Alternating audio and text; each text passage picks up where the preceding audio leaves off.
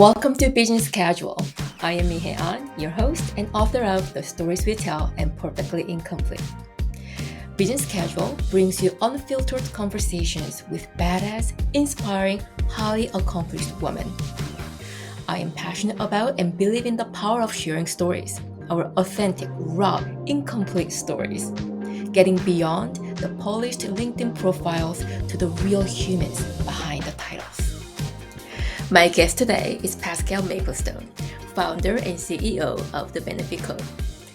Pascale is an inspiring entrepreneur who finds making her vision become reality exciting. That statement gave me goosebumps and I made special note of it. Some key takeaways from our chat include: don't wait to be discovered. Opportunities are often created, not given. We can't do everything well all at the same time. Prioritization is important. Positive self-talk helps us grow and overcome imposter syndrome. I love how authentic Pascale is and how true she remains to herself. I very much enjoyed our conversation and I hope you enjoy as well. How are you? I'm great. How are you? Doing good, thank you. I really appreciate you taking time to chat with me here. I was really touched that you asked me to be frank. I was really touched. So thank you for including me. Well, thank you. We've known each other for about already not year yet. I don't think maybe 9 months or so. I've been really respecting you and the work that you do. So when I was planning to launch this podcast, you're definitely one of the first names that I really want to invite Pascale. Hopefully she says yes. So thank Thank you. you. I have to say, and this will probably come up, like you joined our CEO group last year, and it's been such a breath of fresh air. Like we have a great group, don't get me wrong, but it's been such a breath of fresh air having you in there with, how authentic and, the stories that you tell and just the way that you approach your life and your work. It's been, a real inspiration. I feel like we're this smart podcast where all we do is, say nice things about each other, but there's something really positive about that approach too. But anyways, I've really enjoyed having you in the group and getting to know you a little bit better. I really appreciate that. Still imposter syndrome, right? Every time we meet, the group meets, I have that always with me. So what you just said, Yeah. thank you. Yeah, Yeah. well, I think we discussed this before. I don't think that goes away. And I think a lot of us have that before every big meeting, every big function, every big presentation, every big opportunity. We're really self-talking all the time about that. So I enjoyed reading about it in your book. So you experienced that too. I know you do quite a bit of speaking engagements to talk about your business and to help businesses out there. So you experienced that too, still? Every time. And yeah, before every time, I'm constantly wondering what I have to offer. Why would anybody want to listen to what I have to say? And then I reposition it. And I'm not sure why some of us have it. I read an amazing article about somebody who doesn't have it and said, I've never had it. And I really admired her. Um, Mhm. Certainly for me, I've experienced that throughout, my life, my career, even sports, any big kind of game. Um, yeah, so I really related with you on that too. Yeah. So I guess then rewind a little bit. Would like to introduce you to the audience first, who you are, what you do, and then we'll continue our chat. My name is Pascale. I'm the CEO of the Benefit Code. I've been working in employee benefits and well-being for like 25 years. Mihai, I don't know when it went so fast, but I've really enjoyed the journey. I broke off and went out on my own about 12 years ago, and that's been an amazing journey. So we help Canadian companies from coast to coast with their employee benefits, their pension plans, but more importantly, with the health of their employees. Our goal is always to move the needle on employee health, productivity, and all of those amazing things. What was the motivation or inspiration in the beginning of your journey with the benefit code? Um, Yeah. what was the trigger to start? Well, I had thought about it for quite a few years before I went out onto my own. I had the good fortune of working coast to coast with a lot of consultants that do what I do now. They did then what I do now, and I learned a lot from a lot of them. What I learned also was that there was potentially a missed opportunity in terms of a focus on health with some of the transactions between employee benefits broker and client. It was more of a reactional approach, like, here's what you claimed last year, this is what you're looking at this year. And when I was on the other side supporting consultants, I'd often bring up the idea of data and health trends within a group. And I noticed that there wasn't a lot of take up on, oh, this might be an opportunity to focus on diabetes or depression or something within a particular group.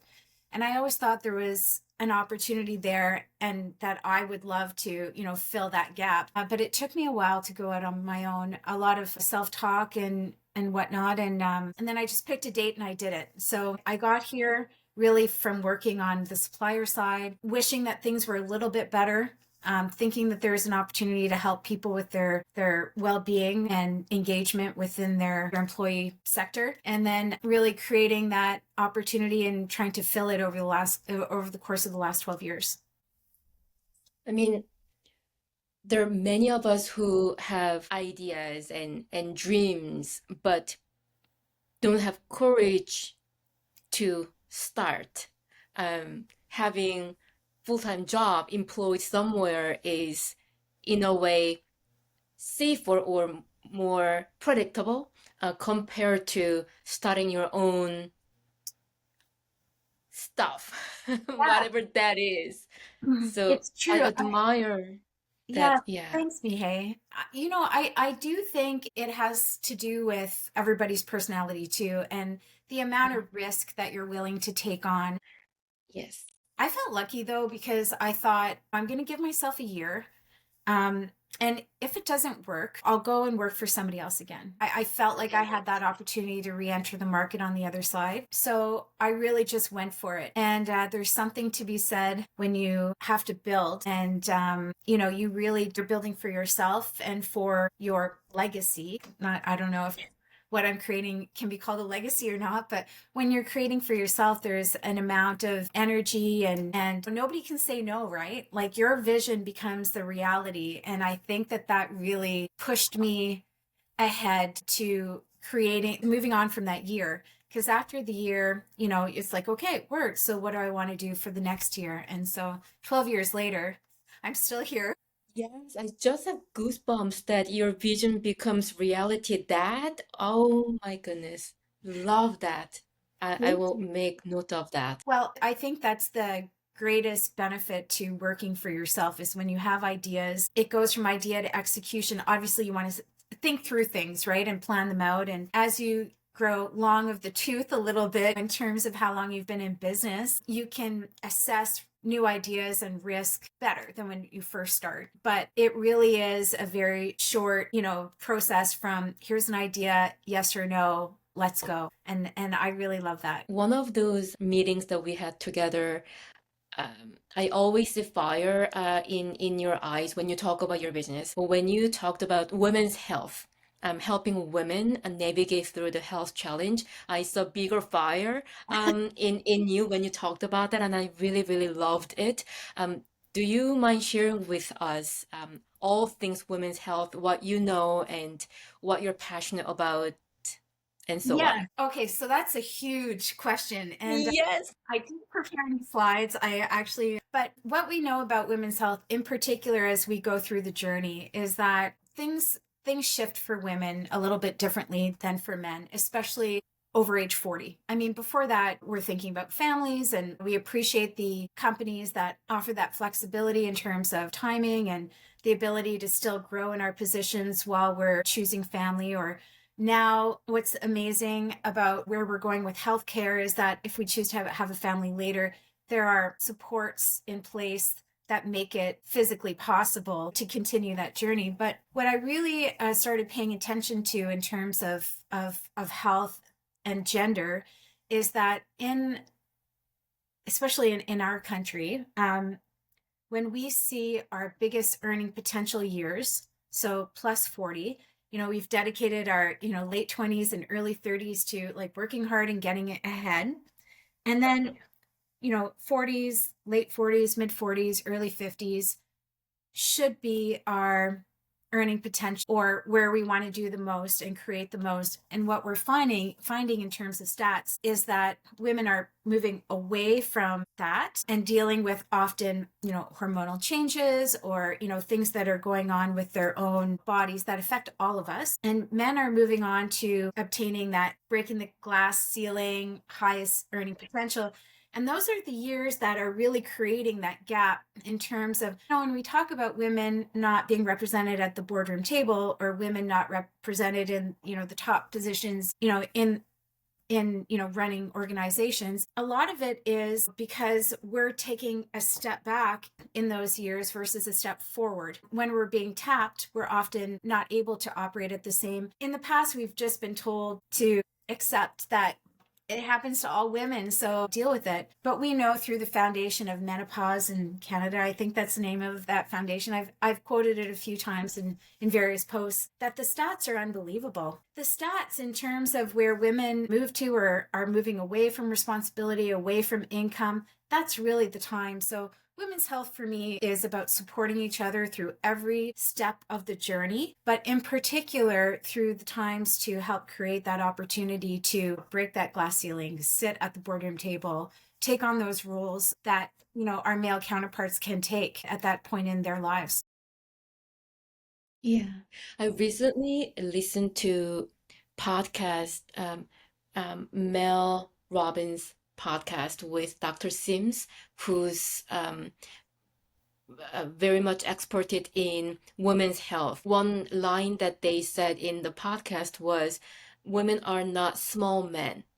Our body is completely designed differently, so we cannot really consider us as smaller version of men. Everything needs to be different."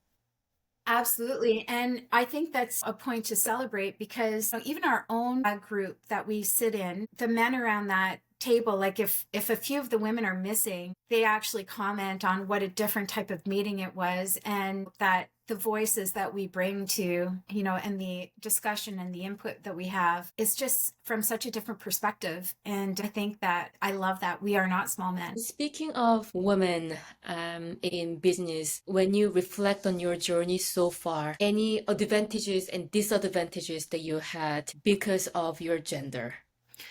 I think now gender is absolutely an advantage. I think that in my industry currently, there are very few of our firms that are led by women, and the ones that are leading are doing just a fantastic job. That in our industry, definitely having a female-led agency is certainly an opportunity. I think when I started, it was such a male-dominated industry, and it was very difficult to not difficult. It posed challenges in terms of creating an equal opportunity. But luckily, the way that I grew up, and I grew up with my brother and his friends, we were very close in age. And I just never saw participating, around the boardroom, or I was always able to kind of hold my own with my big brother and his friends, later on with sports and then in business. So I was very lucky that way. So it was male dominant industry, and now you see more and more women owning it and running their own business. What was the shift behind that, you think, in your particular industry? I mean, every industry is a little bit different. Tech, the industry that I'm in, is still very much male dominant, and Yeah. what we talk about is just talking about gender inequity. in the leadership level, for example, is not really sufficient because many girls are learning early age that science or STEM or STEAM, these days art is included in there, more for men. Like technology sector is engineering sector more for men. So I shouldn't even really need to try to go that field. Hence, we want to hire more women, but the number of applications that we receive from women are a Yes. lot less compared to male applicant. So we Yeah. need to start the education and pull our effort around gender equity in tech early in people's whole career journey. Yeah, so to clarify, there are not many women run firms in Canada. Yeah. We see it as an advantage now because there are lots of women run business and lots of male run business that, value, a different approach and a different opinion.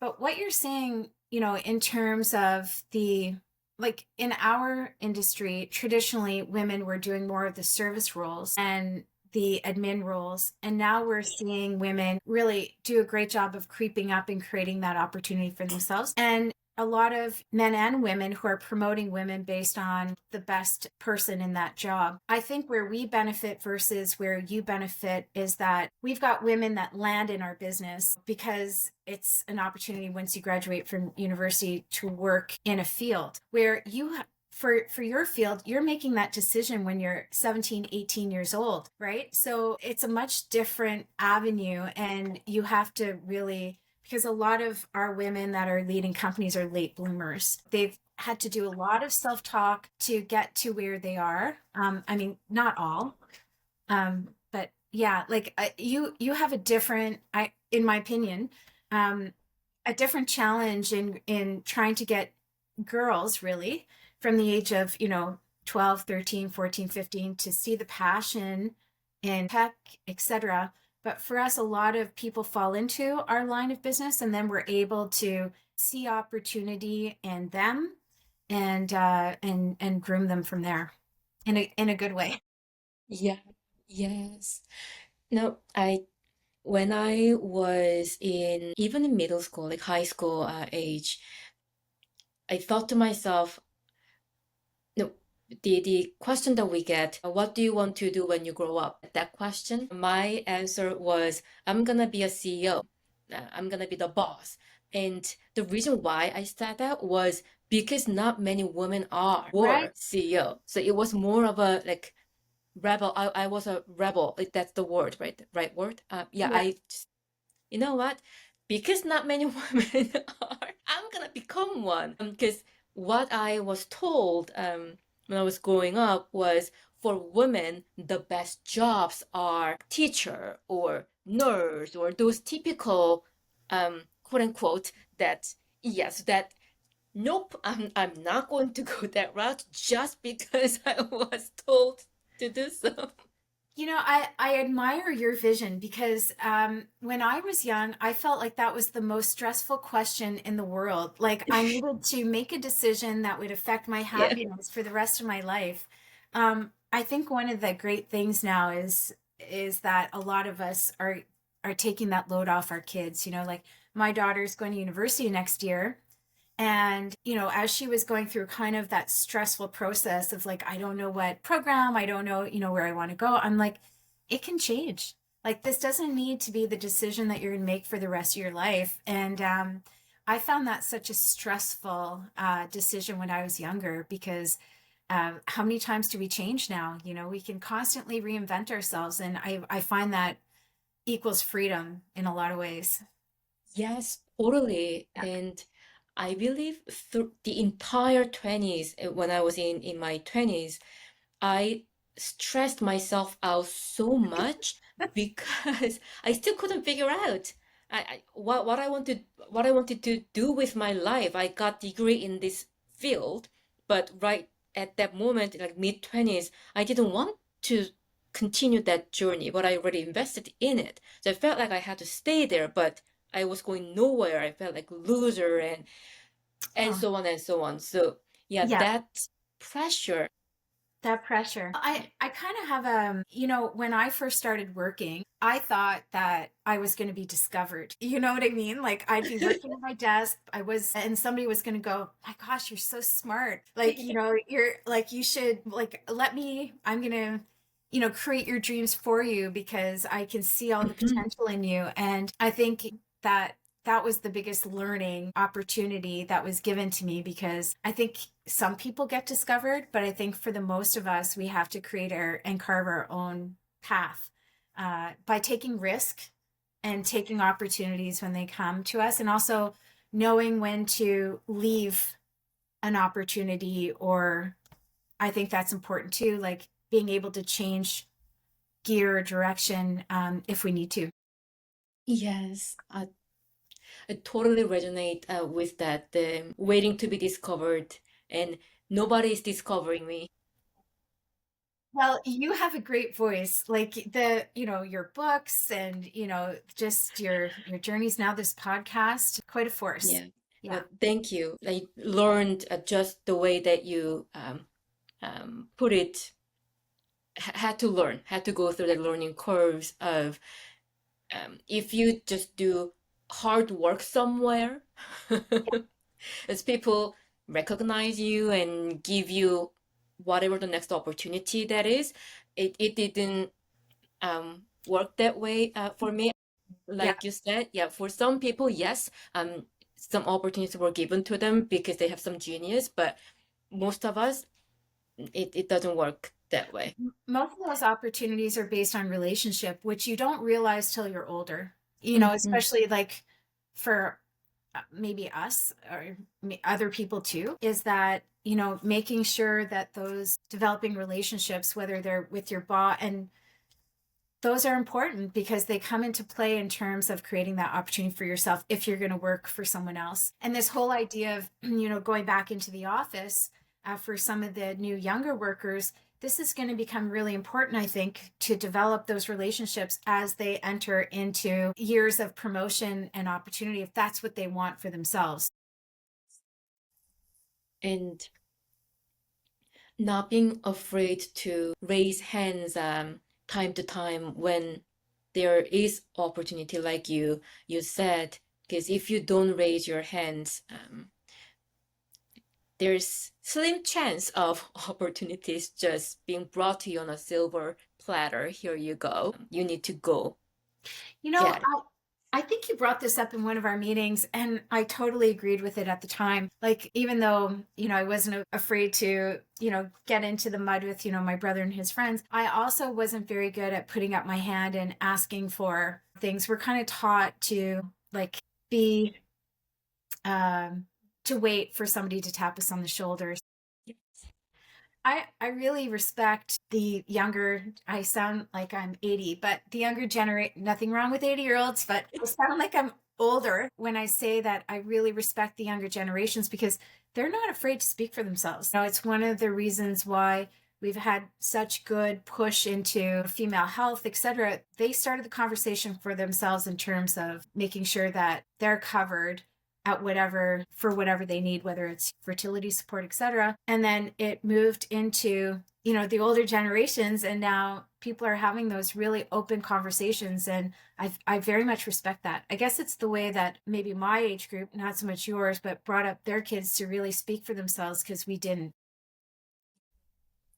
I really had to learn it. How how how much energy that I wasted just resenting that.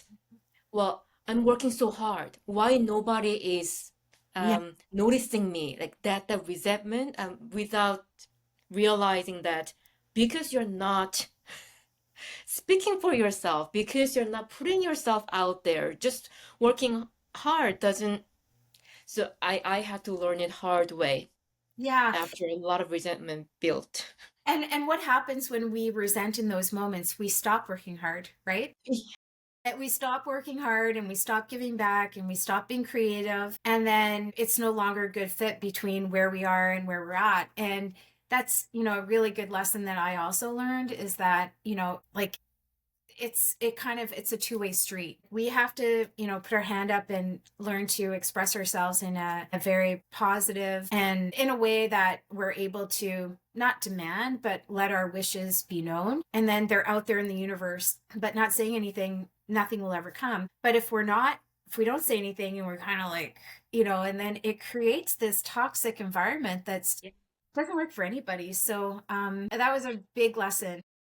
Yes. Yeah. Yeah. And speaking of next generations and all, and your daughter, how was your journey as a working parent? Uh, as you know, I have a young one Yes. turning 7 in 3 weeks. It is constant, um, yeah, it is It's, constant learning how to it is. do everything that I want to do, at the same time being decent mom.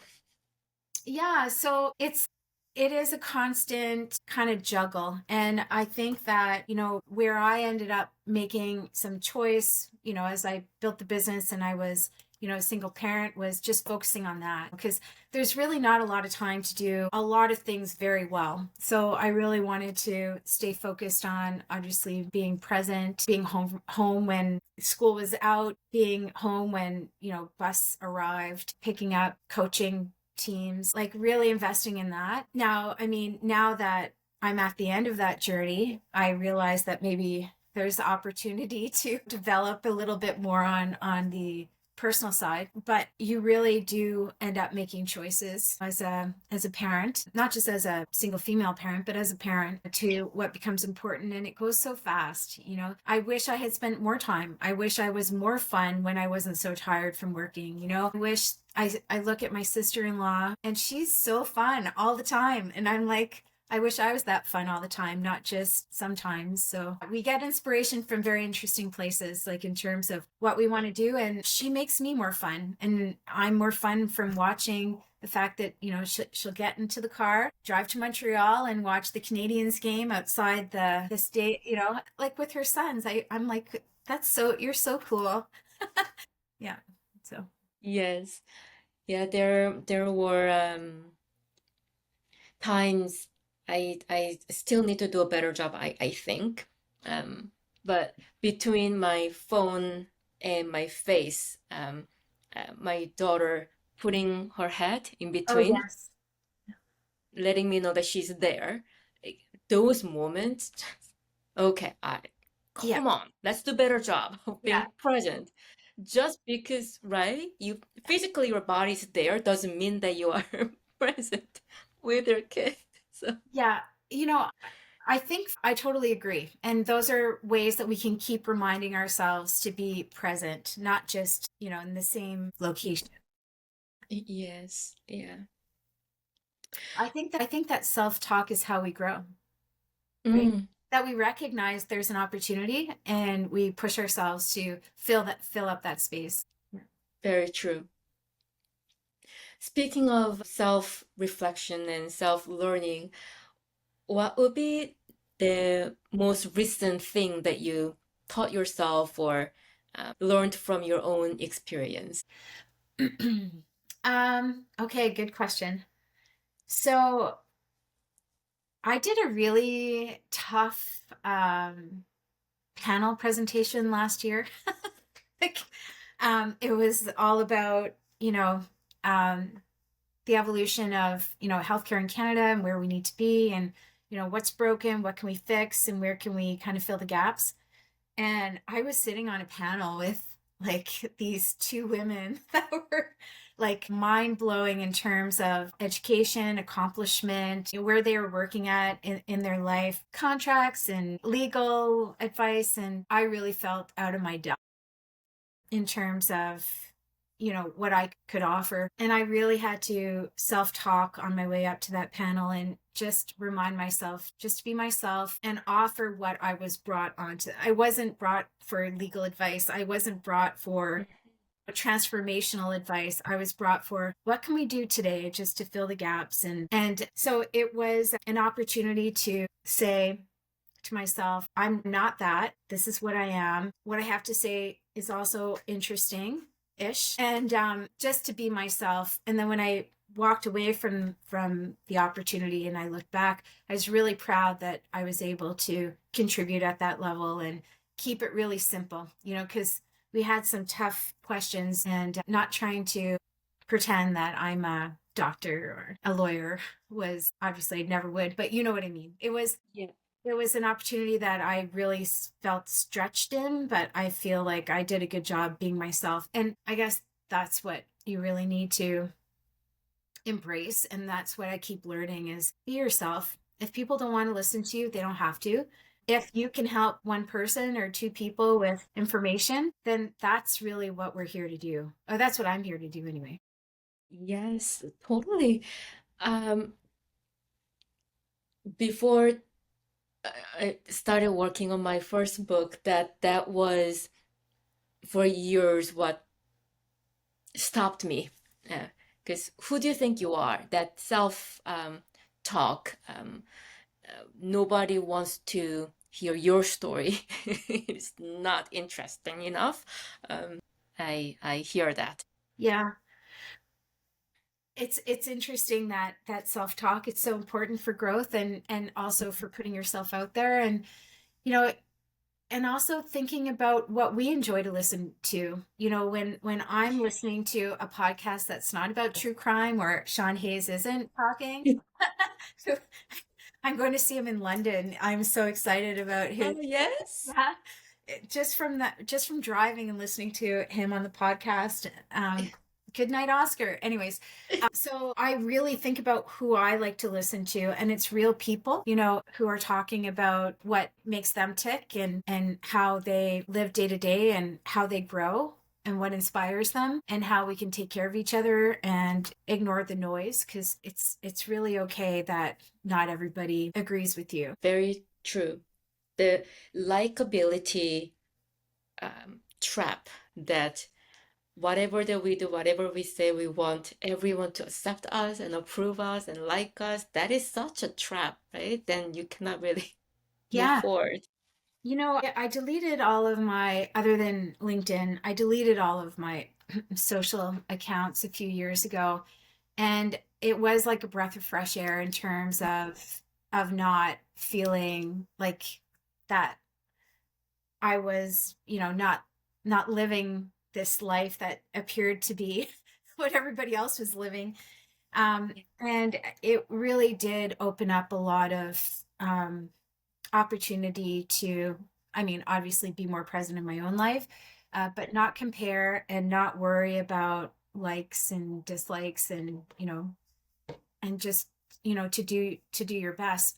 And I think we often get caught up in, the dynamics of that negativity online. I was just even watching the posts that came about based on our election. And as Canadians before, we used to be very good at respecting each other's choices and their opinions. Even if we didn't agree with them, we certainly weren't, attacking each other. I really am hopeful that we can mend some fences and learn how to make sure that all of Canada is feeling like, kind of, but I like from a personal perspective, moving away from social media really helped me with that discourse of negativity and those rabbit holes you can go down, watching other people disagree with each other. And you're thinking, what's happening? I went on a little bit there. Sorry. No, no worries at all.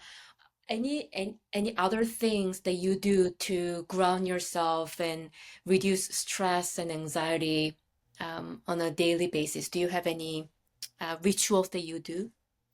Well, I mean, I try and practice, a mindful practice.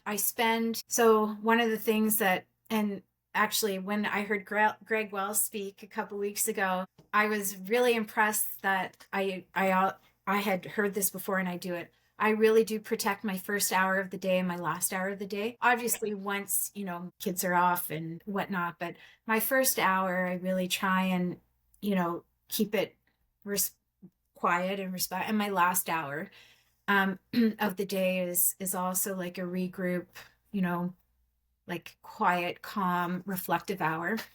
I do try and practice yoga, but nothing beats playing a good, hard, athletic sport. Yes. To What do you play?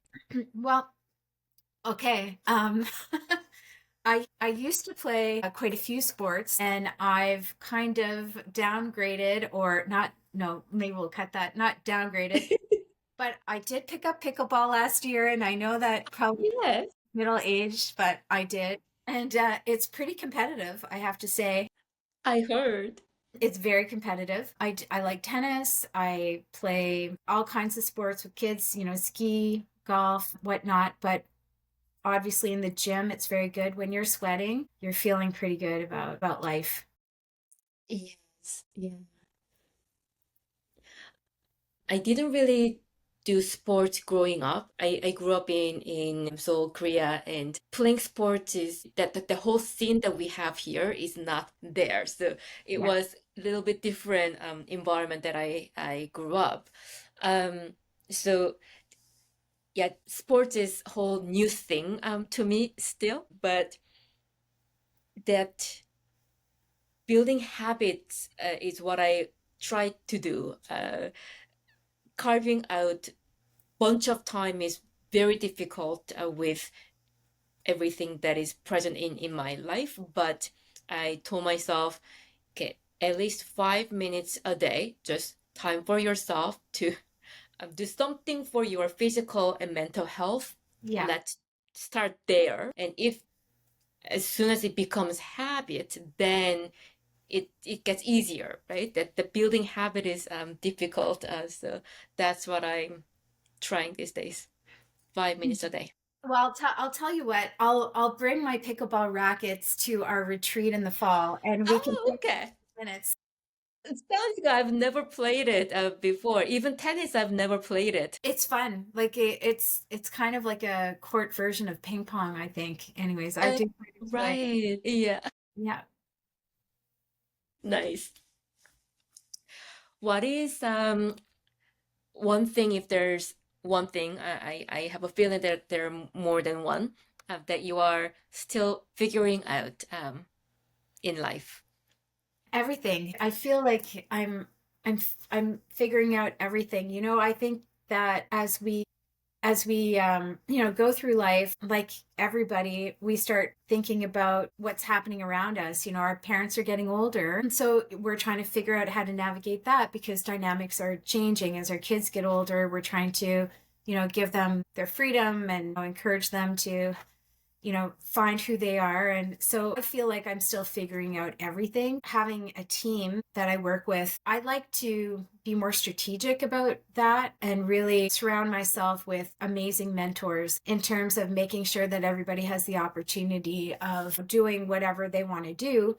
And hopefully it's with us. And if it's not, then making sure that they're going wherever they end up, and seeing that as a compliment that somebody leaving our firm is sought after or recruited by another, hoping that they'll stay. So I want to give the entire team opportunity to create their own destiny and the freedom to be discovered without like I asked them, what do you want? And I feel like that's something I was never asked at that age.